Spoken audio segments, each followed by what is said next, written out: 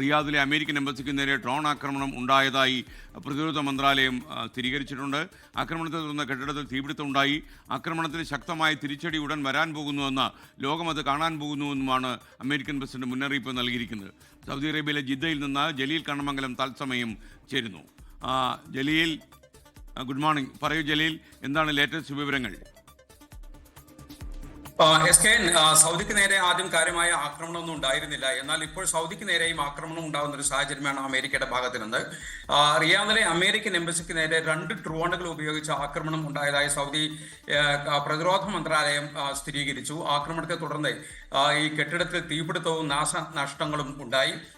ആളപായത്തെക്കുറിച്ചുള്ള വിവരങ്ങൾ നിലവിൽ ലഭ്യമല്ല. ആക്രമണത്തിൽ കടുത്ത ഭാഷയിൽ പ്രതികരിച്ച് അമേരിക്കൻ പ്രസിഡന്റ് ഡൊണാൾഡ് ട്രംപ് രംഗത്ത് എത്തിയിട്ടുണ്ട്. ഈ ആക്രമണത്തിന് അമേരിക്ക നൽകാൻ പോകുന്ന മറുപടി എന്താണ് എന്ന് ലോകം ഉടൻ അറിയും എന്നാണ് ട്രംപ് പറഞ്ഞത്. നിങ്ങൾ ഉടൻ അത് തന്നെ അറിയും എന്നാണ് ട്രംപ് പ്രതികരിച്ചത്. ശക്തമായ തിരിച്ചടി ഉണ്ടാകുമെന്ന സൂചന നൽകുന്നതിലൂടെ മേഖലയിൽ കൂടുതൽ അമേരിക്കൻ ഇടപെടൽ ഉണ്ടാകുമെന്ന ഒരു സൂചന നൽകുകയാണ് ട്രംപ് ചെയ്യുന്നത്.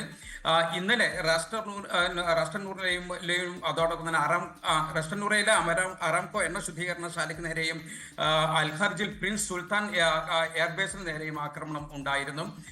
അമേരിക്കൻ സൈനിക താവളം മാത്രമല്ല ഇറാന്റെ ലക്ഷ്യം, സൗദിയുടെ ജനവാസ കേന്ദ്രങ്ങളും അതോടൊപ്പം തന്നെ സൗദിയുടെ സാമ്പത്തിക സ്രോതസ്സുകളും കൂടിയാണ് ഇറാന്റെ ലക്ഷ്യം എന്നാണ് മനസ്സിലാകുന്നത്. യമനിലെ ഹൂത്തികളുടെ കൂടി പിന്തുണ ഇറാന് ലഭിക്കുന്ന ഈ സാഹചര്യത്തിൽ യുദ്ധം അവസാനിച്ചാലും മേഖലയിൽ പഴയ രൂപത്തിൽ അശാന്തി ഉണ്ടാകുമോ എന്നൊരു ആശങ്ക സ്വാഭാവികമായും ഉണ്ട്.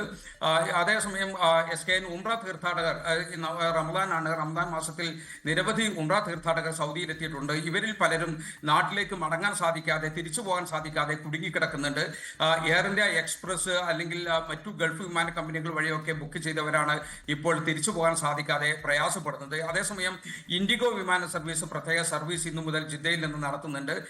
മുംബൈ, ഹൈദരാബാദ്, അഹമ്മദാബാദ് എന്നീ സ്ഥലങ്ങളിലേക്കാണ് പ്രത്യേക സർവീസ് നടത്തുന്നത്.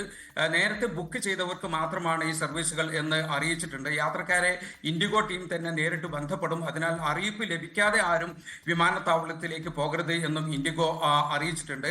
സൗദി എയർലൈൻസിന്റെ സർവീസുകൾക്ക് മുടക്കമില്ല. ഇന്ത്യയിലേക്കൊക്കെ സൗദി എയർലൈൻസ് നേരത്തെ ഷെഡ്യൂൾ ചെയ്ത പ്രകാരം തന്നെ സർവീസുകൾ നടത്തുന്നുണ്ട്. സൗദിയുടെ വിവിധ വിമാനത്താവളങ്ങളിൽ കുടുങ്ങിക്കിടക്കുന്നവർക്ക് എല്ലാവിധ സഹായങ്ങളും നൽകാൻ സൗദി ഭരണാധികാരികൾ, പ്രത്യേകിച്ച് സൽമാൻ രാജാവും മുഹമ്മദ് ബിൻ സൽമാൻ രാജകുമാരനും ഒക്കെ നിർദ്ദേശം നൽകിയിട്ടുണ്ട്. GCC പൗരന്മാരെ, അതായത് സൗദിയിലെ വിമാനത്താവളങ്ങളിൽ കുടുങ്ങിക്കിടക്കുന്ന GCC പൗരന്മാരെ അതിഥികളായി സ്വീകരിച്ച് അവർക്ക് താമസവും ഭക്ഷണവും മറ്റും നൽകാൻ നിർദ്ദേശം നൽകുകയും ചെയ്തിട്ടുണ്ട്. ഇങ്ങനെ കുടുങ്ങിക്കിടക്കുന്ന GCC പൗരന്മാരെ അവരുടെ രാജ്യങ്ങളിലേക്ക് എത്തിക്കാനുള്ള സൗകര്യവും ചെയ്തു കൊടുക്കുന്നുണ്ട്. ഇങ്ങനെയുള്ള കുവൈത്ത് പൗരന്മാരെ റോഡ് മാർഗം കുവൈത്തിലേക്ക് കഴിഞ്ഞ ദിവസം എത്തിച്ചു. ഇന്നലെ രാത്രിയാണ് ആദ്യ സംഘം പുറപ്പെട്ടത്. ഇങ്ങനെ കുടുങ്ങിക്കിടക്കുന്ന ഇന്ത്യൻ പൗരന്മാർക്ക് ആവശ്യമായ എന്ത് സഹായത്തിനും ഇന്ത്യൻ എംബസിയോയുമായോ ഇന്ത്യൻ കോൺസുലേറ്റുമായോ ബന്ധപ്പെടാൻ സൗകര്യം ചെയ്തിട്ടുണ്ട്. 24 മണിക്കൂറും പ്രവർത്തിക്കുന്ന കൺട്രോൾ റൂം ജിദ്ദയിലും മക്കയിലും ഒക്കെ ഇന്ത്യൻ കോൺസുലേറ്റ് തുറക്കുകയും ചെയ്തിട്ടുണ്ട്. നിലവിലെ സാഹചര്യങ്ങളുടെ പശ്ചാത്തലത്തിൽ സൗദി ആഭ്യന്തര മന്ത്രാലയത്തിന്റെ ഒരു പ്രസ്താവന കഴിഞ്ഞ ദിവസം ഇന്നലെ രാത്രി പുറത്തു വന്നു. ജനജീവിതം സൗദിയിൽ സാധാരണ നിലയിലാണ്, ആശങ്കപ്പെടേണ്ട ഒരു സാഹചര്യവും ഇല്ല.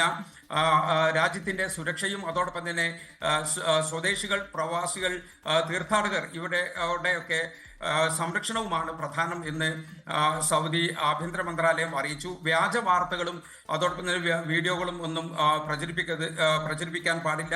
ഔദ്യോഗിക സോഴ്സുകളിൽ സൗദി അറേബ്യയിൽ നിന്ന് ജലീൽ കണ്ണമംഗലമാണ് തത്സമയം ചേർന്നത്. ലോകത്തെവിടെയായാലും ഏത് സമയത്തും 24 വാർത്തകളും ഓഗ്മെന്റഡ് റിയാലിറ്റി പാക്കേജുകളും എക്സ്പ്ലെയിനറുകളും വിശദമായി കാണാൻ ഞങ്ങളുടെ യൂട്യൂബ് ചാനൽ നിങ്ങൾക്ക് സബ്സ്ക്രൈബ് ചെയ്യാം.